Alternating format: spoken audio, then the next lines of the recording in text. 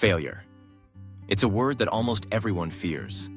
A word that makes our chest tighten, our mind race, our hearts sink. We are taught from childhood that failure is something to be ashamed of, that if we fail, it means we are not good enough. That failure is the opposite of success. But what if we've been told the wrong story? What if failure is not the end of the road, but the beginning of a greater journey? What if failure is not the opposite of success, but actually part of it? Today, I want to take you on a journey through 4 powerful real-life stories. 4 people who faced rejection, humiliation, heartbreak, and defeat. 4 people who were told no by the world, but chose not to listen. And because of that choice, they changed the world forever. These are not fairy tales. These are the stories of J.K. Rowling, Steve Jobs, Oprah Winfrey, and Walt Disney. And as you listen, I want you to ask yourself one question. What does my failure mean for me? Let's begin with J.K. Rowling. Picture this, a young woman sitting in a tiny flat in Edinburgh. She is a single mother living on welfare. She struggles to pay her bills. She cannot even afford to heat her home. She feels invisible to the world. And yet, inside her, she carries a story about a boy wizard who lived under the stairs. She pours her heart into writing this story in coffee shops, with her baby sleeping beside her. Every word she writes feels like an escape from her pain. But when she finishes the manuscript and sends it to publishers, the doors slam shut. 1 rejection letter, then another, and another. 12 rejections in total. Publishers tell her the story is too long, too strange. They say children won't read this. Can you imagine how crushing that must have felt? She was already struggling in life, and now even her dream was being rejected. Many of us, in that moment, would have stopped. We would have said, maybe they're right, maybe I'm not good enough. But J.K. Rowling didn't stop. She kept believing in her story, even when no one else did. Finally, one small publisher decided to take a chance. And that chance became Harry Potter, the best-selling book series of all time. Over 500 million copies sold, translated into over 80 languages. Movies, theme parks, a global phenomenon. Rowling herself once said, "Failure meant a stripping away of the inessential. I stopped pretending to myself that I was anything other than what I was, and began to direct all my energy to finishing the only work that mattered to me." Her story shows us this. Sometimes failure strips us bare, but in that emptiness we discover what truly matters. Now, let's move to another story.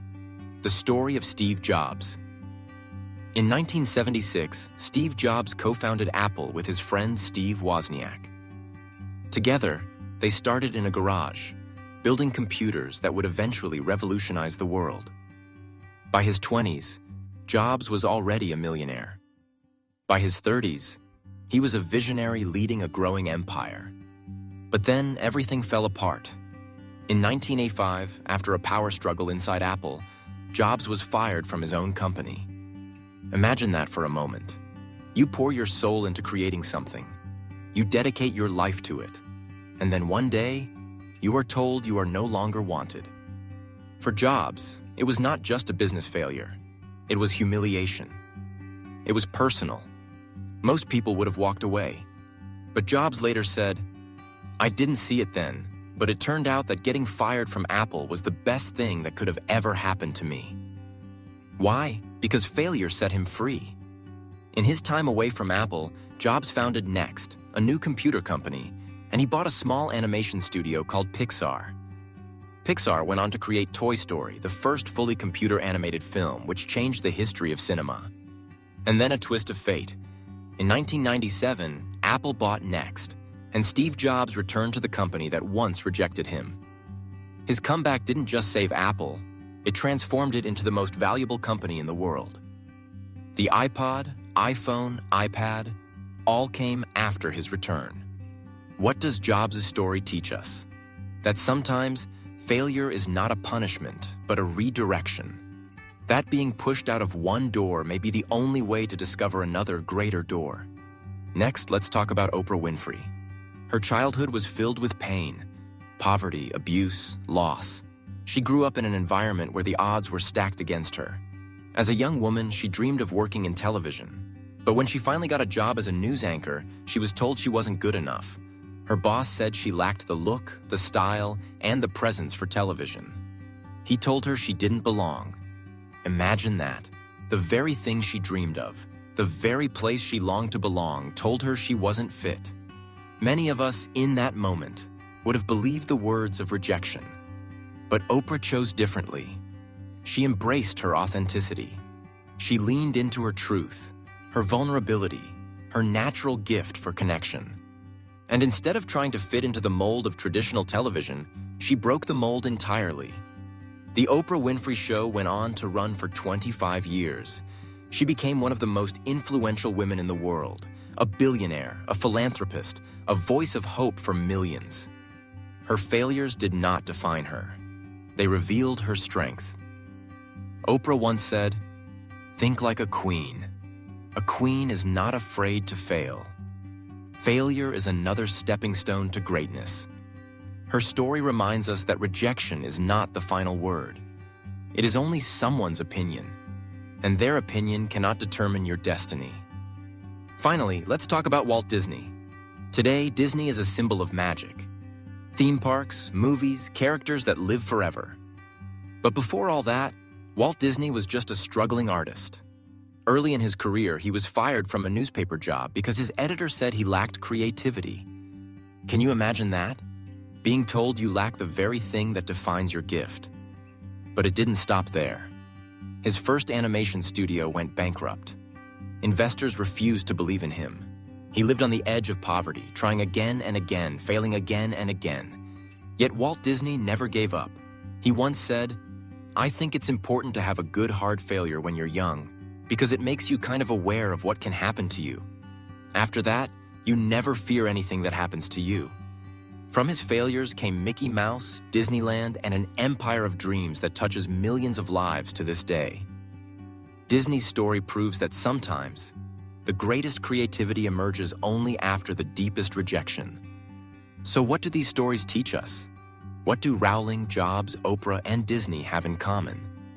They all faced failure, rejection, rock bottom. But they refused to let those moments define their future. They chose to see failure not as the opposite of success, but as part of the path to it. And that is the lesson for all of us. Failure is not the end of the road. It is information. It is feedback. It is life's way of saying, "Not this way, try another." Here are 3 truths we can carry with us.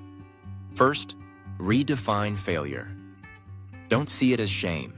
See it as growth. Every failure teaches us something we could never learn otherwise. Second, persist through rejection. Remember Rowling's 12 rejections. Success often lies just one step further than most people are willing to go. Third, use failure as fuel. Like Jobs, Oprah, and Disney, let it sharpen you, not break you. Let it prepare you for something bigger. And so, I ask you, what failure in your life have you been running from? What rejection still hurts you today? Maybe it wasn't the end of your story. Maybe it was only the beginning of something new. The truth is this: failure will visit all of us, but it is not your enemy.